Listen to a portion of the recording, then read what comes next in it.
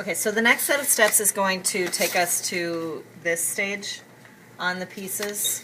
So to that stage right there on the pieces. And again, we're going towards being these as the final ones to show you quick. And what we need to do is to create a couple other steps along the way here. So we're going to do, the first one is going to be a wet on dry now, so wet paintbrush, dry paper, and then we're going to create kind of a hard edge to things. I'm going to put this under so that you can see it closer. We're going to create a hard edge to the top of the mountaintop, and then we're going to wash out the feet, is what it's called. So I'm going to pick up the same colors that I did yesterday. And actually I'm going to add a little bit of purple into this one today. I added a little bit of green yesterday, so I'm going to activate my blue and my purple here just to get them going with a little bit of water. And I'm going to mix up on the lid a little bit. So I want this to be pretty dark, not unbelievably dark at this stage, but pretty dark. We get darker as we come forward. So that's looking pretty good. So I'm going to create the top of the mountaintop, and there's no set way that you do it, just kind of up and down a little bit. I'm making it a little too so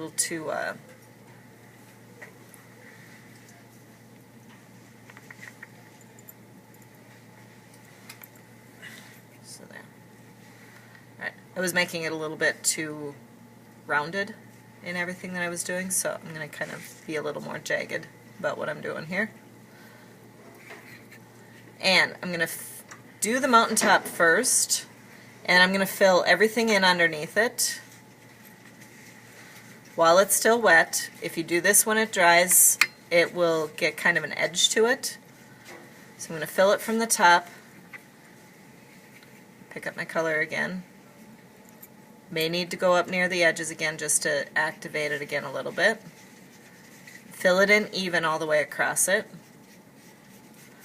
And then I'm going to kind of slowly let it run out of paint, and then I'm going to start washing out the feet, is what it's called. So I'm going to pick up, still need a little bit of color in there, but I'm basically letting the bottom kind of blend as it goes down, and then I'm going to totally let it blend as it comes off the bottom here.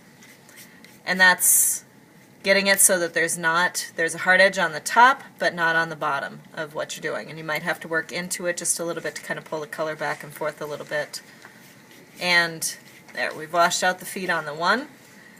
And now I need to let that dry completely before I go to the next level of it. So I'm going to work over to this one, and I'm going to do I'm going to create kind of a horizon line going back here. So I'm going to pick up color, and I'm going to pick where it's going to be. Make sure that it's above the bottoms of the trees, but not so far up that you can't get some trees above it. So I'm going to create my horizon line, going right over top of the resist, the tape that I used as resist. And I'm just going to wash this down also and let that kind of run out. Now this one I do kind of want a little bit of hard edges to it, so I want to have kind of a shadow. I can work that in later too, but I'm going to let it be a little bit wispy down under there.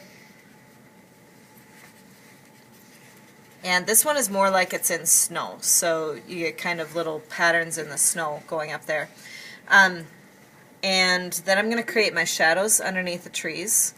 The shadows under the trees get much darker, and right from the edge of the tree, I'm going to pick a direction for the sunlight to come. I'm going to come from this edge, and I'm going to create my shadow that's a little dark, so I can lighten up by adding a little bit of water to it.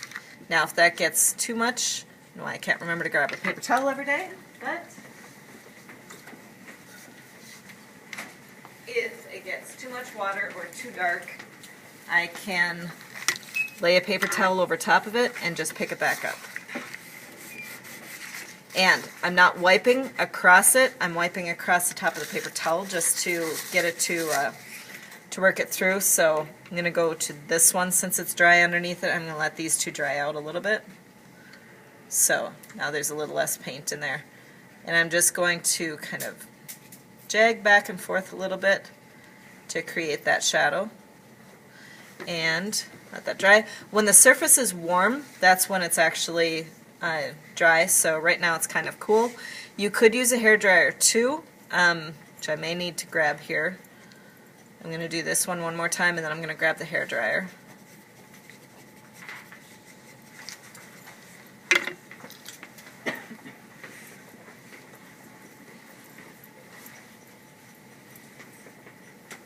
Most of the time, you don't need to worry about this.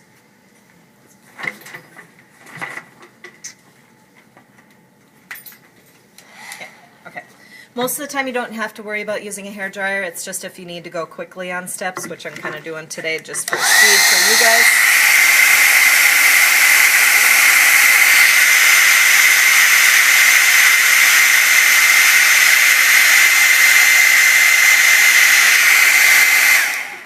And all you need to do is let it get to be warm, basically. Again, so now the next step on well, first I'll put in the bottom of this one because this was too wet to put this one in. So I'll put this shadow coming in here that will run into the other tree.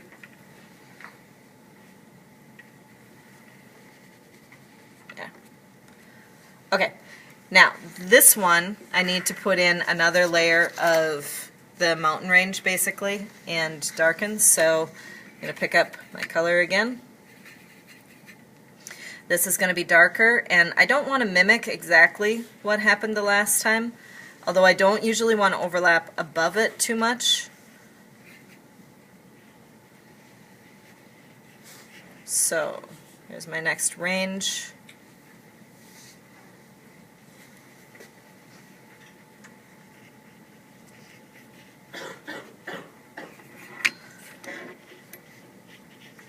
And one more washing of the feet coming down from it.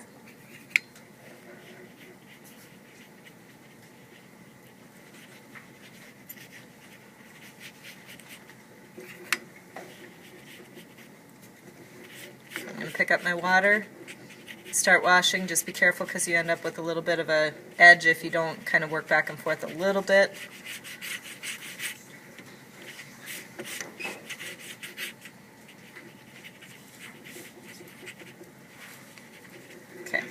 So that will create my second ridge. I can let that dry down. This one's dry enough up at the top here that I can create the trees coming out from here. Shut down. Okay. So it'll create the trees out here. So I'm going to splay these out just a little bit. And I actually do want to add a little bit more green and blue into this one. So I'm going to pick up a little bit of green, go into there. A few tap marks. Now, let the tips of it kind of splay out a little bit, and then I'm going to go in and start tapping to create trees, and I'm just tapping straight up and down. And I'm going to go back on the bottom part and work that together, so I don't need to be super careful down next to the horizon line. And I'm going to put a couple of layers into my trees also. So there's my first line. Kind of turn to the side and fill that in a little bit. And then I'm going to pick up more color and I'm going to deepen it.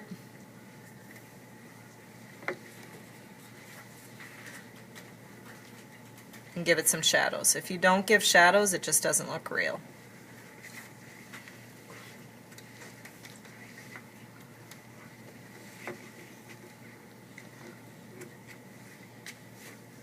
Careful of getting too much water. There was a little bit of water in the blue there that shouldn't have been.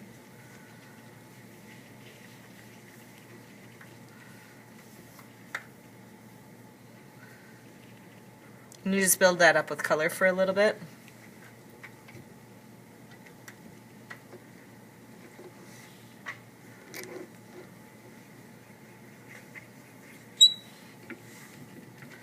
Make sure my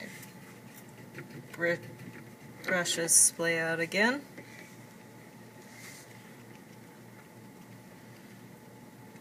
And get those going. Now, the bottom of this, so the bottom of this now, I can pick up my color again for under the horizon line, and I can kind of wash across the base of this and then I can create my shadows coming down, and I'm just kind of tapping up and down from the surface a little bit, and I can get the shadows of the trees that happen. So, those are the steps for today.